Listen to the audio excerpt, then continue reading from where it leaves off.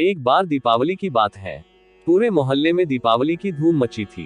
बच्चों ने नए नए कपड़े पहन रखे थे। उनके गुलगप्पड़े और शोर शराबे से पूरा मोहल्ला गूंज रहा था। हर घर दीपों की रोशनी से झिलमिला रहा था। कहीं कहीं बिजली के बल्ब भी शान से टिमटिमा रहे थे। लेकिन इन सब रंगीनियों से बहुत दूर कमला काकी का मकान लगभग अंधेरे में डूबा हुआ था। यद्यपि उनके मकान पर भी 2 दीपक जल रहे थे, लेकिन इस जगमगाहट में वे निस्तेज से लग रहे थे। दूसरे किसी को इसकी खबर हो या ना हो, लेकिन नन्हे आदित्य को ये बहुत अजीब लग रहा था। वो सोच रहा था, आखिर कमला काकी दिवाली क्यों नहीं मनाती है। उसे अच्छी तरह से याद था कि कमला काकी ने पिछले साल भी दिए नहीं जलाए थे और शायद उससे पिछले साल भी नहीं। आदित्य को यह अच्छा नहीं लग रहा था कि आज के दिन कोई दुखी और उदास रहे। वो अच्छी तरह समझता था कि जब कोई दुखी व उदास होता है तभी त्योहार नहीं मनाता है, लेकिन काकी को क्या दुख है, ये बात वह नहीं जानता था। आज मैं काकी का दुख घर जानकर ही रहूंगा, यह निर्णय करके वह जा पहुंचा अपनी माँ के पास। माँ उस समय रसोई घर में मिठाई तैयार कर रही थी। आदित्य को कुछ चिंतित देखकर व्यग्रता से पूछा, क्या सोच रहा है बेटा। माँ, कमला काकी हमारी तरह बहुत सारे दीपक क्यों नहीं जलाती है, आदित्य ने पूछा। वे बहुत दुखी है बेटा, उन्हें दिवाली का त्योहार अच्छा नहीं लगता, क्योंकि इस दिन उनका इकलौता बेटा पटाखे चलाते समय दुर्घटनाग्रस्त होकर मर गया था।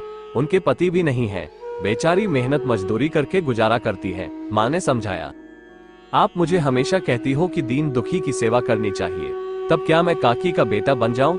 आदित्य ने आज्ञा लेने की दृष्टि से पूछा। किसी अच्छे काम के लिए मैं भला क्यों मना करूंगी, माँ ने मुस्कुराते हुए कहा। माँ की स्वीकृति मिलते ही आदित्य का चेहरा खिल उठा। वो सरपट कमला काकी के घर की ओर भागा, लेकिन माँ की आवाज सुनकर उसे वापस लौटना पड़ा। बेटा, यह मिठाई तो लेते जा, कहते हुए जब माँ ने मिठाई का डिब्बा आदित्य के हाथों में थमाया तो उसे अपनी माँ पर गर्व हुआ। मिठाई का डिब्बा लेकर वो काकी के घर की ओर दौड़ा।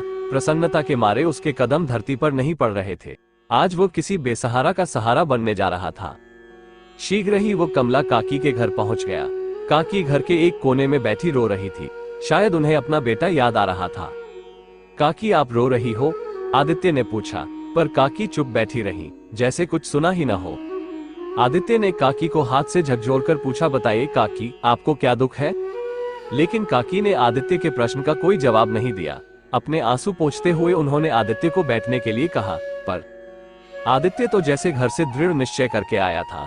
बोला, मैं जानना चाहता हूँ कि आप दीपावली के दिन बहुत सारे दीपक क्यों नहीं जलाती और आप अभी रो क्यों रही हो। आदित्य की जिद के आगे कमला काकी को झुकना पड़ा। उन्होंने भरे गले से इतना ही कहा, जरा अपने बेटे की याद आ गई थी। आज अगर वह जीवित होता तो वह भी तुम्हारे जितना ही होता। काकी, अगर बेटा नहीं रहा तो क्या मैं आपका बेटा नहीं बन सकता। मुझे अपना बेटा बना लो काकी, आज से मैं तुम्हारा बेटा हूँ, आदित्य ने भोलेपन के साथ कहा। कमला काकी ने बेटा कहकर आदित्य को गले लगा दिया। आज वर्षों बाद कमला काकी के घर में दीप झिलमिला उठे थे।